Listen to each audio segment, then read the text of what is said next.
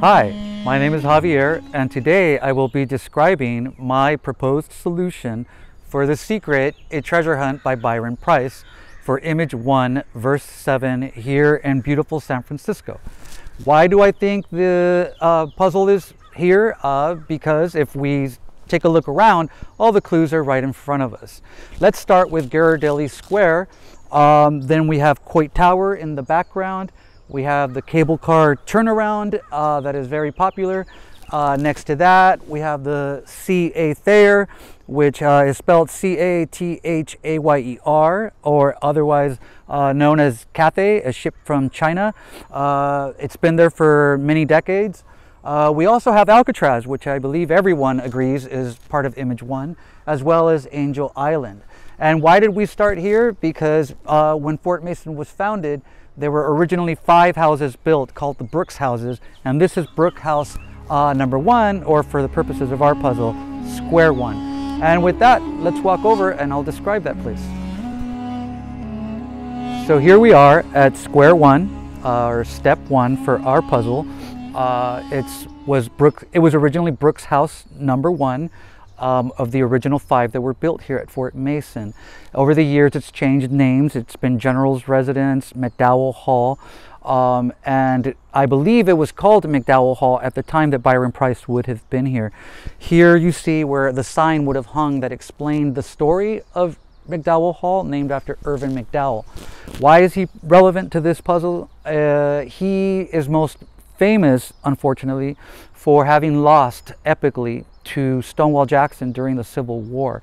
In addition, this location is where Frederick Funston, many years later, would go on to lead the recovery effort for San Francisco after the 1906 earthquake. And over here, we have a plaque dedicated to Richard Barnes Mason, for whom Fort Mason is named after, and his name is in a plaque on a rock, which matches the image of another governor, Ronald Reagan, that was once stationed here at Fort Mason. And his face is in the rocks of Image 1. And with that, we can move on to the next piece of the puzzle. Okay, the next part of our puzzle says, not far away, high post are 3, education and justice for all to see. People have been torn about what the 3 posts mean. In the Japanese clues, it has been made clear to us that it is something made of wood. So therefore it can't be Sutro Towers. So I figured, well, we do have a wood signpost here that describes the story of 3 military posts or government posts, whereby Major Haskell was friends with Senator Broderick and Justice Terry, and Justice Terry shot to death in a duel Senator David Broderick over the issue of slavery, and died here at this location. This sign has been here since 1939 to describe and tell the story of what happened. So it is intended to educate the public as they take a tour of Fort Mason by telling them what Justice Terry did a long, long time ago. And now we can move on to the next clue. So the next part of the verse says, sounds from the sky near Aces High, running north but first to cross. So why do I think this location matches? Well, people have described ace as meaning 1 or 11. It's usually attributed to someone that is very successful, like a rock star. They're aces. Back in the day, when the 5 Brooks houses were originally built, there was a power couple of their day named Jesse Fremont and John Fremont, who used to live right here. She was an avid gardener that built some terraces for her gardens, and she loved roses and geraniums, and she would like to stand here and hear the sounds of the ships sailing by, especially the schooners. And from here you can see a beautiful view of Alcatraz and Angel Island, as well as the Golden Gate Bridge. So with that, let's move on to the next clue. In Jules' direction is the object of Twain's attention. And for my puzzle, I believe he's referencing the history of Frederick Funston. General Frederick Funston led the recovery effort for the 1906 earthquake here in San Francisco. He was a good guy, bad guy that Twain actually despised quite a bit. Enough so that he wrote a satirical essay called In Defense of Funston, where he basically mocks the guy for having been a terrible human being. While he saved the city, he actually treated the Chinese population as if though they were subhuman and segregated them from the recovery efforts.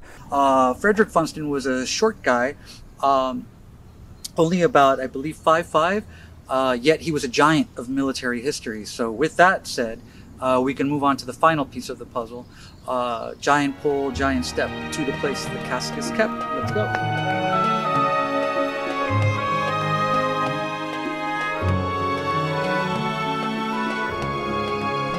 So now we are at the last part of verse 7. Giant pole, giant step to the place the casque is kept.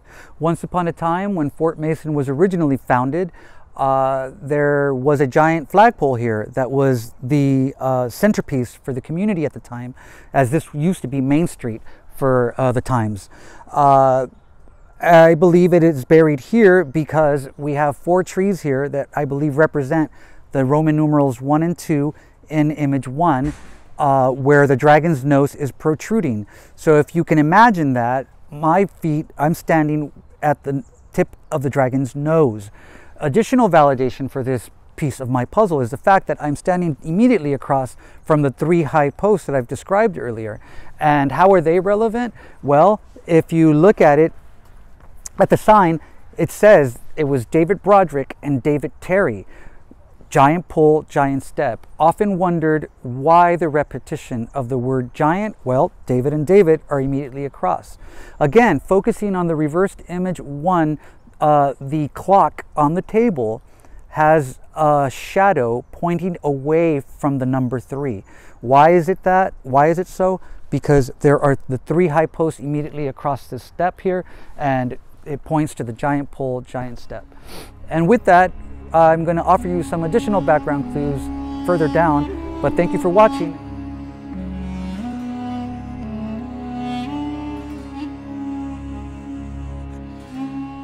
If you've made it this far, thank you for sticking it through with me. Here we are at the Chapel of Fort Mason. This is a bonus clue, part of the puzzle. How is it relevant? Well, most people believe that image 1 is supposed to be a tribute to the Leonardo da Vinci Virgin of the Rocks painting that was originally commissioned for a chapel in a church of San Francesco in Milan. So I believe the Chapel of Fort Mason and the chapel in Milan are directly connected by image 1. Inside the chapel, there are some amazing images, a wood paneling that goes across the entire span of the choir balcony with 12 different symbols that I believe represent the quirky symbols around the Golden Gate Park imagery in image 1. All of the information will be in the links below so that you can follow up if you're still curious. And with that, we're going to go to the final clue. So the last clue in our puzzle is the building behind me is the Welcome Center for Fort Mason. I believe that Byron Preiss went there, grabbed a brochure for a tour guide that explained the history of Fort Mason. And in fact, I found a copy in the archives from 1971 that describes all of the characters. Everything that I've just told you is in this one brochure. So it would have been super easy to just take the bus, get off at the bus depot over here, or bus station, walk across the street, grab a brochure, and look at all the sites.